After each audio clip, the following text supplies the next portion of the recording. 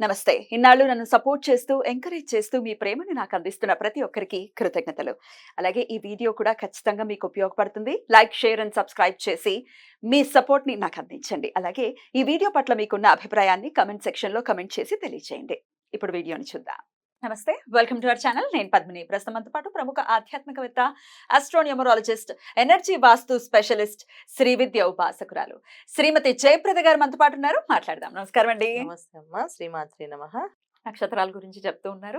అత్యంత అద్భుతంగా ఏ నక్షత్రం వాళ్ళు ఎప్పుడు ఏ సమయంలో కరెక్ట్ డెసిషన్ తీసుకోవాలి. ఎందుకంటే ఈ ఈ టైంలో డెసిషన్ తీసుకున్నామంటే లైఫ్ సెటిల్ అయిపోయింది సెటిల్ అవుతుంది. అనేవాళ్ళు ఉంటారు. అవును. కరెక్ట్ టైంలో డెసిషన్, రాంగ్ టైంలో తీసుకున్న అంతే అడ్వర్స్ రిజల్ట్స్ ఉండటం అనేది అవును. సర్వసాధారణమే. అవును. రెండిటికి ఒకేలాగా అప్లై అవుతుంది కదా.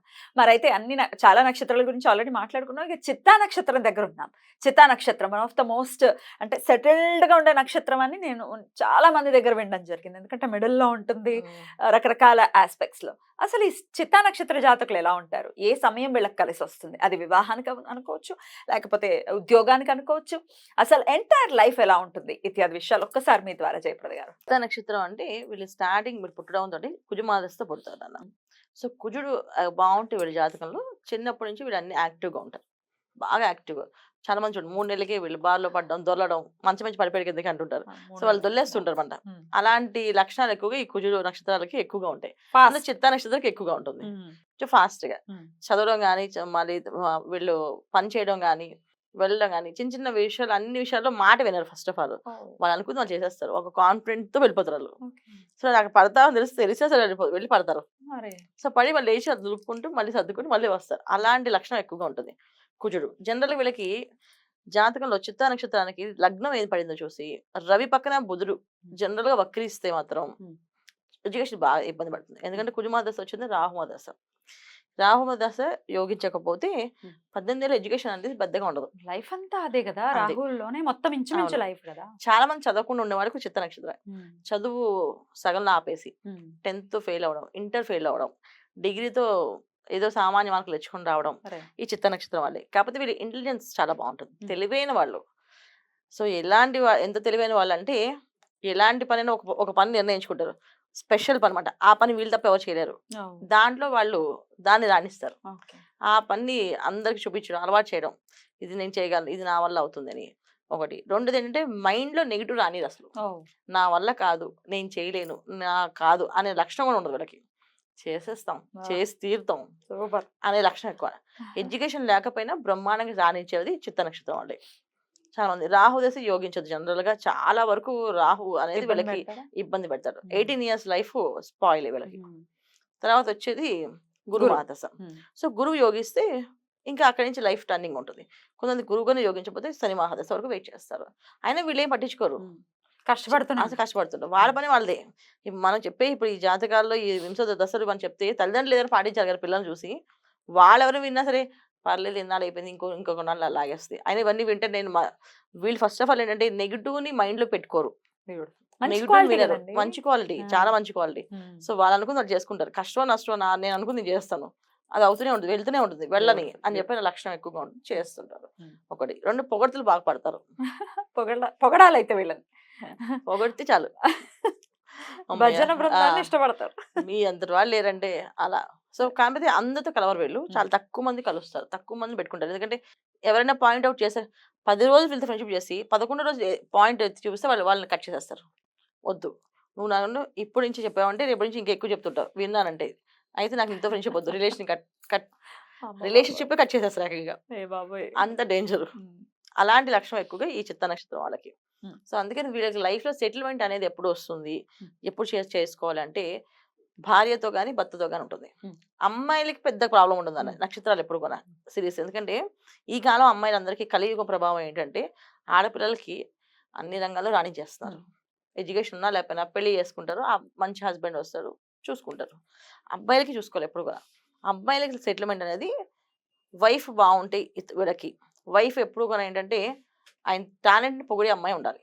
అప్పుడు వాళ్ళ రిలేషన్ బాగుంటుంది. ఎత్తు చూపించే అమ్మాయి ఉంటే రిలేషన్స్ కట్ డివోర్స్ చేసుకుంటారు, ఇంకో పెళ్లి చేసుకుంటారు. లేకపోతే అవసరం లేదు అన్నారు సార్. కొంతమంది పెళ్లి చేసుకోరు. వద్దు, ఒక భార్య వచ్చి ఏడిపించింది, ఇంకో చదువుకుని ఏడిపిస్తే నాకు అక్కర్లేదని చెప్పి వదిలేస్తారు. పెళ్లి కొని చేసుకుని ఉండేవాళ్ళు వీళ్ళు.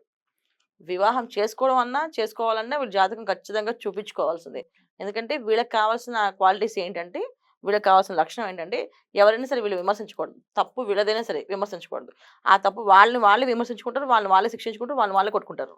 ఇంకొకళ్ళు చేస్తే ఒప్పుకోరు. అసలు వాళ్ళతో మాట్లాడరు. ఇంకా వాళ్ళతో ఇంకా అంతే, ఆ రోజుతో అంతం, ఇంకా లాస్ట్ అన్నమాట వాళ్ళు. వాళ్ళ దృష్టిలో వాళ్ళు ఇంకా నీళ్ళు వదిలేసినట్టు వాళ్ళకి. టఫే అండి. కొంచెం టఫే.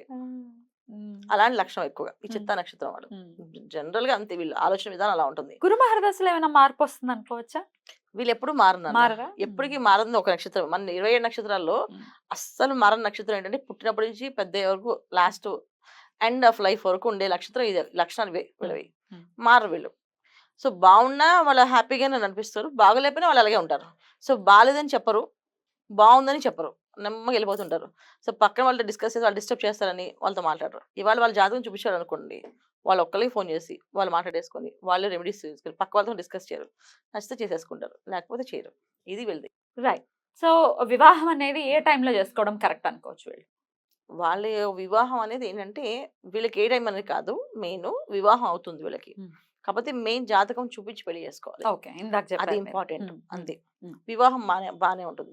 ఖచ్చితంగా చేసుకుంటారు. జాతకం చూసుకోవాలి. ఖచ్చితంగా జాతకం చూపించి చేసుకోవాలి. లేకపోతే ఏమవుతుందంటే డివోర్స్ చేసేసుకుంటారు. అంటే వీళ్ళు తల్లిదండ్రులు కూడా వదిలేస్తారు నాన్న. 10 సార్లు కామెంట్ చేశారు అనుకోండి, తల్లిదండ్రులు కూడా దూరం పెట్టేసి దూరంగా ఉంటారు. వాళ్ళకి కావాల్సిన డబ్బులు పంపిస్తుంటారు. నేను నువ్వు రావట్లేదు అంటే, వస్తారు అని చెప్తారు. అంతే చెప్తా తప్ప రారు, వెళ్ళరు. ఎందుకంటే ఏదో ఒక కామెంట్ చేస్తారు. వీళ్ళని ఎప్పుడు కూడా సపోర్ట్ చేసే మనస్తత్వమే ఉండాలి.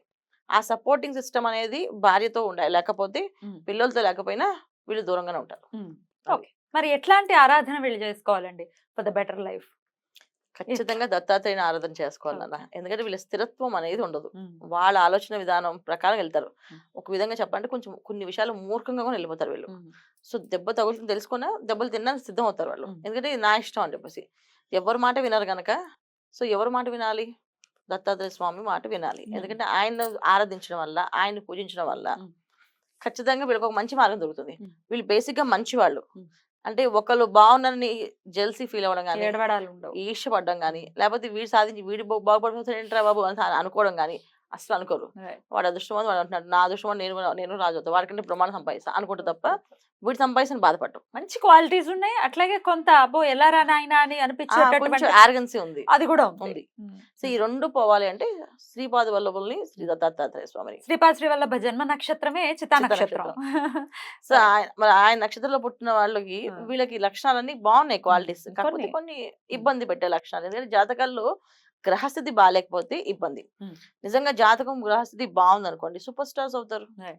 బ్రహ్మాండమైన స్టార్లు వాళ్ళ రోజున స్టార్డమ్స్ ఉన్న హీరోస్ కూడా ఈ నక్షత్రాలు ఉన్నారు. బాగుంటుంది, జాతకం బాగుండాలి మెయిన్ వీళ్ళకి. అద్భుతం అండి, చాలా చక్కగా వివరించారు. అయితే వివాహానికి సంబంధించి ఖచ్చితంగా జాతక పరిశీలన చెయ్యాలి అని చెప్తున్నారు కాబట్టి ఒకసారి డెఫినెట్ గా కాంటాక్ట్ చేసే ప్రయత్నం చేయండి. ఒకవేళ వివాహ సమయం ఆ పరిస్థితుల్లో కనుక ఉన్నారు, లేకపోతే ఒక వివాహం ఇబ్బంది పెట్టింది, మరొకసారి కాంటాక్ట్ చేసుకోండి. ఒకసారి అద్భుతంగా వివరించారు, కృతజ్ఞతలు. ఇక నెక్స్ట్ ఎపిసోడ్ లో స్వాతి నక్షత్రం గురించి మాట్లాడుకుందాం. నమస్కారం. నమస్తే అమ్మ, శ్రీమాత్రే నమః.